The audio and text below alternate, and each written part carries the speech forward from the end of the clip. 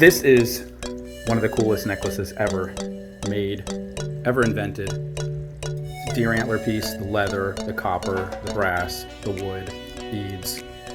It's just, it doesn't get much better. But it's kind of big and overwhelming, and it intimidates people. When people see it, they're like, whoa, whoa, I know that guy has superpowers, but I don't know what they are. And I just want to, and people cross to the other side of the street when they pass me. And other people, when they meet me, they're like a little intimidated, and they try not to look at the necklace, but they can't help themselves. So to give people a little more of a comfortable feeling of subtle relaxation, but still not losing any of the amazing, super awesome coolness, I'm going to make a necklace like this that's a little more subtle, a little smaller, but still incredibly, phenomenally fantastic, and like the best ways that people can't even begin to understand. Scientists are still studying it to try to figure out what combination of amazing and super and powerful was able to come together all in one perfect storm to create these kind of necklaces. They don't know, but I'm going to help you learn some of these secrets, so maybe one day you can begin to learn to make necklaces like this. These are scraps of leather that you can get at Michael's or Joann Fabrics in like a half pound or whole pound bag for like $7 or $8. I always suggest try your local thrift store first and try to get belts and purses and cut them up, but sometimes the leather isn't thick enough, and some of this thicker leather can come in handy. This stuff is almost 2 millimeters thick, or if you want to think of it, kind of like almost as thick as a hardbound book.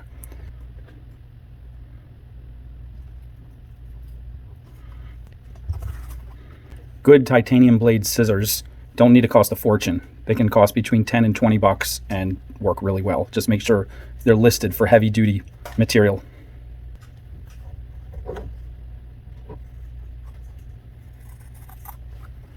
Six-hole heavy-duty hole punch, an absolute must for any leather worker. Literally, these are just 10 bucks. You can find them for more, but I got this one for 10 bucks with a coupon for 20% off. It's 8 bucks. Putting it on the lowest setting, a tiny hole will do, but if you want to make it cooler, you get these little tiny eyelets, and then you need to put it on the highest setting to make the hole for the eyelet. It makes it stronger too, but more importantly, it looks cool.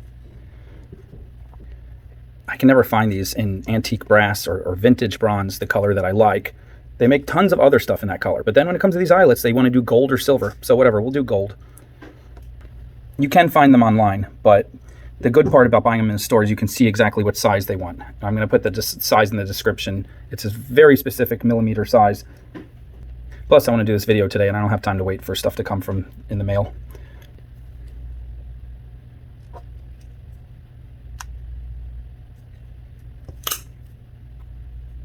Wiggle it to make sure it went all the way through, and squeeze really tight.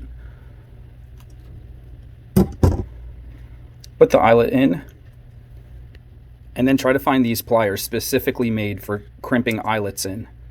This part goes on top, this part goes underneath.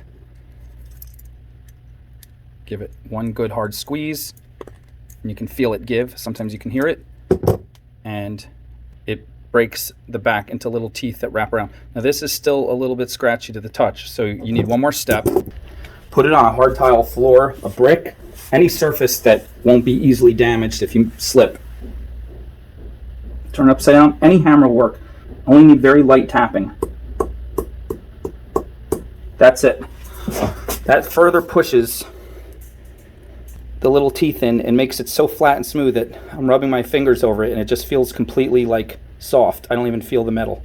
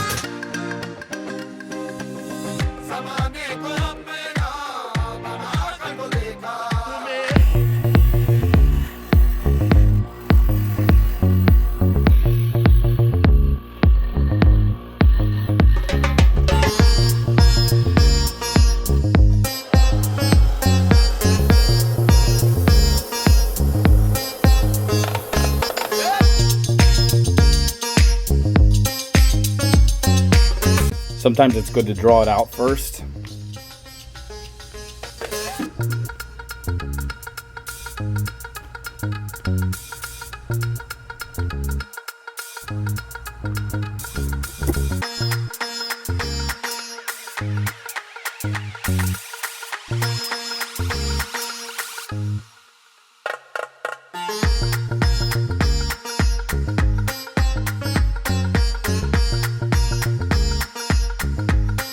Get yourself a baby anvil fashioned by the Squirrel Metalsmith community, or just get any piece of metal.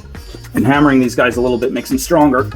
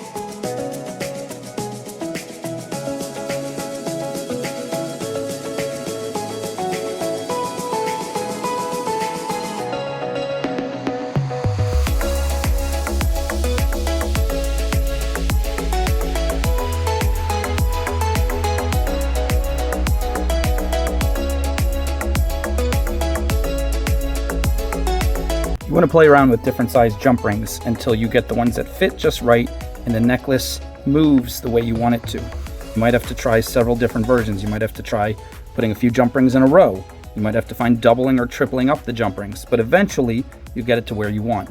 And then on the back you put some chain, and remember to always put a length of jump rings in the back so it's adjustable. Even the same person might want to wear it at different lengths depending on the shirt that they're wearing, or the outfit they're wearing that day.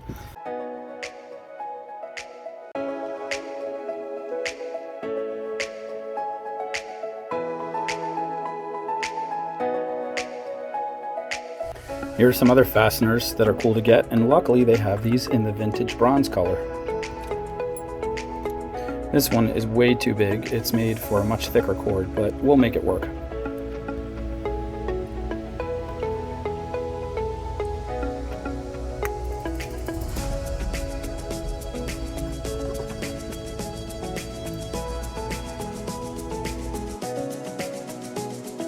On second thought, I think I'm going to take advantage of how thick this is and double up the cord, and then just use that loop at the end.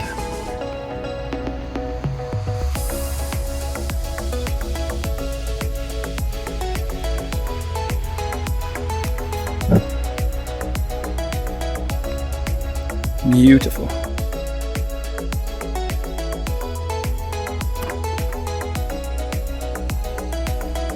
Now this one I can wear under a collared shirt. It'd still look amazing.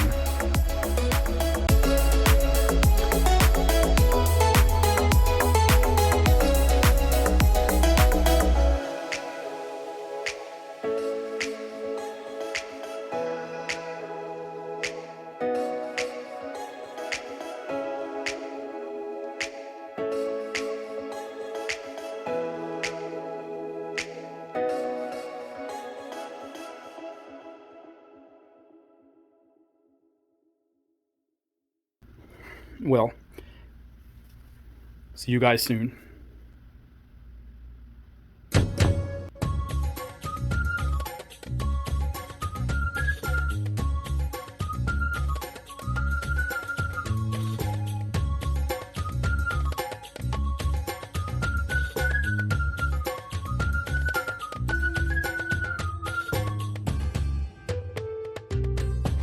It's Papa and Baby. Pretty soon I'm gonna have enough handmade necklaces to be like Mr. T.